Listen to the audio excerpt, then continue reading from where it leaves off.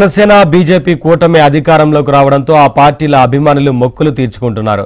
పవన్ కళ్యాణ్ గెలుపు కోసం మొక్కుకున్న విజయవాడ గుణదలకు చెందిన జనసేన పార్టీ అభిమానులు దుర్గాగుడిలో 101 కొబ్బరికాయలు కొట్టారు. కుటుంబ సమేతంగా అమ్మవారిని దర్శించుకున్న పవన్ అభిమానులు ఆలయంలో 101 కొబ్బరికాయలు కొట్టి మొక్కులు తీర్చుకున్నారు. దీనికి సంబంధించి మరింత సమాచారం మా ప్రతినిధి లీలా అందిస్తారు. ఎన్డీఏ కూటమి అధికారంలోకి రావాలి, జనసేన పార్టీ జెండా ఎగరేయాలి, పవన్ కళ్యాణ్ అసెంబ్లీలో కూర్చోవాలి. ఇదే వీరి సంకల్పం.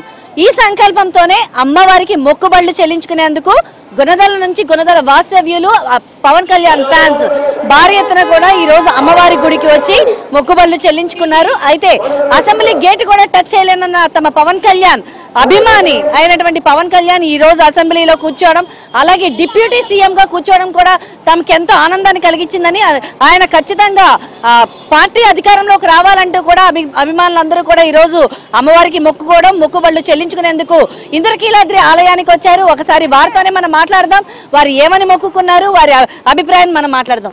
అయితే ఫస్ట్ ఆఫ్ ఆల్ సార్ చెప్పండి, మీరు అమ్మవారికి ఏమని మొక్కుకున్నారు, ఏమని అమ్మవారి మొక్కుబళ్ళు చెల్లించుకోవడానికి వచ్చారు? పవన్ కళ్యాణ్ గారిని అసెంబ్లీ గేట్ కూడా తాగనే ఉన్నారు కదండి. ఇప్పుడు డిప్యూటీ సీఎం అయి కూర్చున్నారు. ఎన్డీఏ కూటమి అధికారంలోకి వచ్చింది. మాకు కావాల్సింది 10 ఏళ్ళ నిరీక్షణ నుంచి మేము వెయిట్ చేస్తున్నాం. అమ్మవారిని ఆయన ఎమ్మెల్యేగా గెలిస్తే మేము మొక్కుబడి తీర్చుకుంటామని మొక్కున్నాం. అమ్మవారికి మేము మాది గుణదల 101 కొబ్బరికాయ కొట్టి మొక్కు తీర్చుకున్నాం.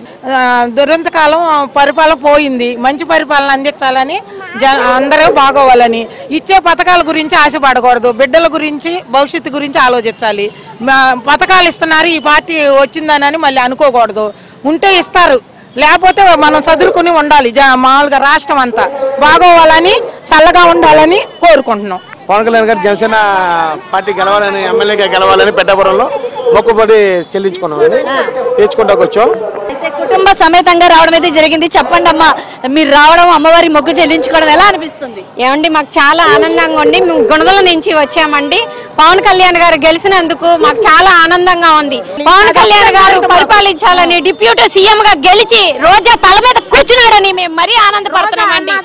అందుకే మేము 100 కొబ్బరికాయలు కొట్టి ఆయన్ని చక్కగా చల్లగా చూడమని అమ్మవారిని మొక్కుకుంటున్నామండి. జై పవన్ అన్న.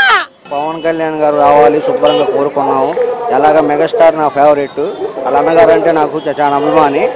మా ఇంట్లో కుటుంబం అంతా ఆయన అంటే చాలా అభిమానం ఇస్తాం మేము.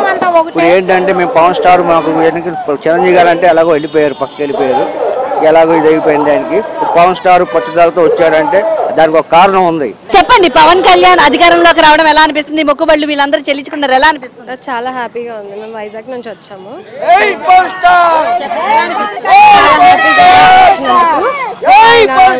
తెలిసినంత మటుకు ఆయన చాలా, ఇంకా వచ్చిన వెంటనే చాలా చేస్తున్నారు.